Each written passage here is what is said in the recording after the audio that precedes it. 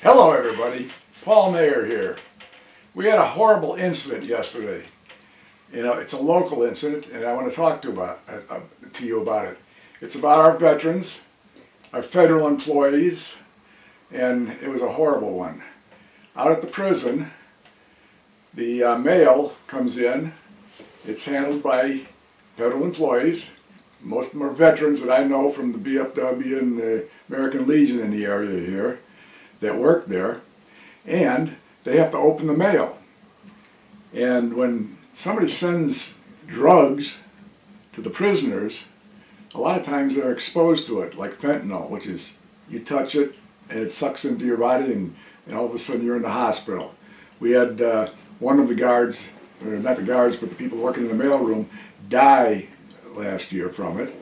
And we don't want to see this happen again. But yesterday, it was the worst case of it ever. And I've got a video that I'm going to add to the end of this that talks about it with our representative, Eric Sorenson, who is a congressman. And he was local at the time when it happened. They called him. He zipped into the prison to find out what the story was about and everything. He had put in a bill to take care of this problem, to stop it. But it's sitting in Congress. It's not moving any place. We need to work on that. We need to get our congressmen and our senators to get this bill pushed through and stop this crap. And you'll see how bad it is. There was 17 people yesterday that ended up in the hospital as a result. They were calling ambulances from all around surrounding communities to take these people and shuttle them to the hospitals. And I feel sorry for those people that were in the ambulances too, because they could have been exposed to the substance too. That's how bad it is. But please watch this video that I'm going to put on at the end of my talk here. And then we need to do something about it. Start telling people about it and get the word spread and stop this tragedy from ever happening again. All right? Thank you guys so much for listening. Here when this happened today to give us the update on what's going on.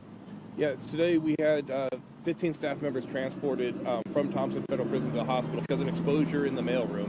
This is the 8th incident that we've had in the past, recent months that exposures at Thompson. 23 staff members have been transported to the hospital. One of the staff members today was given Narcan twice and then transported out to the hospital. We are thankful for the Congressman for endorsing, the bill that we have out there for that. But that's what happened today, and we've asked Congress for help, and the congressman responded.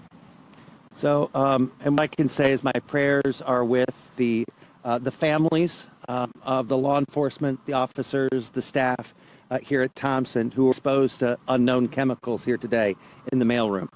As soon as I heard the news, I rushed here to get to work so that we can assess the situation. And shortly after our press conference, I'm going to be meeting with the warden here to talk about how we can rectify this so we're not putting people in harm's way. Dangerous chemicals getting into our prison mail is an urgent problem that we need to address. I've joined bipartisan legislation to increase protections for prison staff against fentanyl exposure. Drug overdoses in federal prisons have increased 600% in recent years, largely due to fentanyl being smuggled in the mail. The bill in Congress requires the Bureau of Prisons to create a plan to transition to digital mail scanning, which would have prevented what happened here today. This is bipartisan. It is a solution to keep drugs out, but to keep our law enforcement safe. Let's be clear. Law enforcement officers in our correctional institutions across the country work in challenging environments, and I'm committed to working alongside the people here in Thompson to make sure that they have the protections and the support they need. Thank you very much. Where does that legislation stand right now? Right now, I'll tell you, since this happened today, I've already reached out to members of Congress.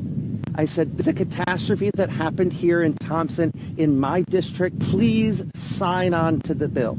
The more members of Congress that we can get signed on to this bill, Republicans and Democrats, the greater chance that we have that Speaker Mike Johnson will bring this to the floor for a vote, and the Federal Bureau of Prisons will actually do something about it. It is Congress's job now to act so that something like this doesn't happen again. Okay, I thought is it still in committee? Did it make it out of committee? I'm not sure if it made it out of committee yet, but it's something as soon as we get back from our district work period, we're going to make sure that we do that. Yeah. What can Congress do right now to keep staff safe? I mean, look, we have an epidemic in this country with fentanyl, and we don't know today whether this was fentanyl. However, that will be discussed, and we'll do all of the chemical analysis to figure out. We've got an issue in this country that we have to figure out. Law enforcement shouldn't be dropping like flies like this today. We very easily could have had correctional officers here at Thompson die. This is the worst situation that has happened here with respect to drugs coming through the mail that we have ever seen. And so doing nothing is not an option anymore. And so Congress now has to act because we have the bipartisan legislation. And so now let's do what we need to do to keep people safe. You can't just say that you're pro-police and you're pro-law enforcement. You have to do something to show your work. This is legislation that we're going to work on now to make sure we get it across the finish line so that we don't have a problem like this in the future. Now, have you had any communication with those families, with the hospitals? Are you able to tell us at all how those workers are doing right now? Right, and John may know a little bit more up to date. However, we'll be meeting with them. I'm anxious to talk with the warden. This was a hazmat situation until a very short time ago. And so we need to make sure not only are they getting the treatment that they need, they're responding to that treatment, but then we have to have the next step so that this doesn't happen again.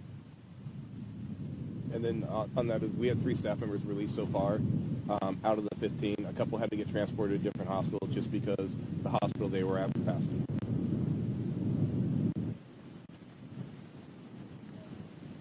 Thank you all very much. Thank you.